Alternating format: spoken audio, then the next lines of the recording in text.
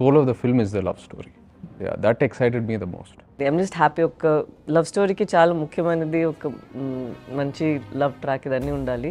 అది మన ఫిల్మ్లో ఉందని నేను చాలా హ్యాపీగా ఉన్నాను. గాలిలో ఊగిసలాడే దీపంలా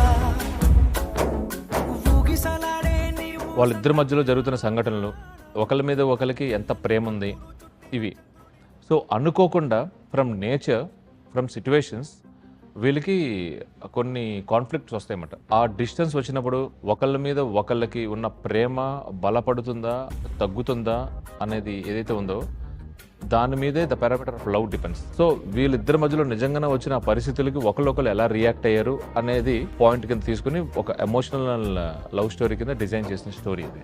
it's the power of love ఈ లవ్ స్టోరీలో దట్ ఈస్ హైలైటెడ్. అదే కాకుండా ప్రతి ప్రేమ కథలో, ఆనెస్ట్ ప్రేమ కథలో ఒక పెయిన్ కూడా ఉంటుంది. ఏదో ఒక లవ్ స్టోరీ కథ అంటే ఈ రోజుల్లో ఎట్లా ఉంటుంది, ఏముంటుంది ఇవన్నీ ఆలోచించవచ్చు. బట్ వెన్ పీపుల్ స్క్రీన్లో చూస్తున్నప్పుడు ఓకే ఇది నిజంగా జరిగిన ఒక కథ అని ఫీల్ అవుతారు. నిజంగా వాళ్ళ ఇద్దరి మధ్యలో ఉండే డిస్టెన్స్ కానీ ఇవన్నీ కూడా ఆడియన్స్ నిజంగా ఓకే వీళ్ళ క్యారెక్టర్స్ ఇట్లా ఉన్నాయి అట్లాంటి సిచ్యువేషన్స్లో అని అనుకుంటారు. అది కూర్చున్న ఆడియన్కి ఏంటంటే ఆ మచిలేశ్వరం అనే ఊళ్ళో ఉన్నట్టు ఉంటుంది.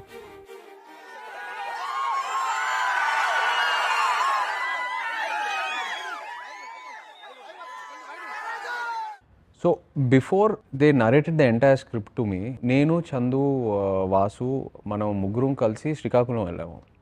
ఏదైతే ఫ్యామిలీస్ నుంచి ఈ స్టోరీ ఇన్స్పైర్ అయ్యి రాశారో అదే ఫ్యామిలీస్ దగ్గర మనం వెళ్ళి I spend some time with them. And అక్కడ వాళ్ళతో కూర్చొని వాళ్ళతో ఇంటరాక్ట్ అయిన తర్వాత నేను ఇంకా చాలా ఇన్స్పైర్ అయ్యాను. లిస్నింగ్ టు దేర్ లైఫ్, వాళ్ళు ఏదైతే నాకు చెప్పారో అది మనం వీళ్ళు ఎలా బతుకుతున్నారా, వీళ్ళు ఎలా ఇలాంటి ఛాలెంజెస్ ఫేస్ చేసి ఎలా ఉంటున్నారా, ఇది వాళ్ళు నార్మల్గా ఎలా కన్సిడర్ చేసి యూనో లైఫ్ని గడిపేస్తున్నారా అని నాకు ఎన్నో క్వశ్చన్స్ వచ్చినాయి. మనకు అనిపించిందంటే ఈ మూవీకి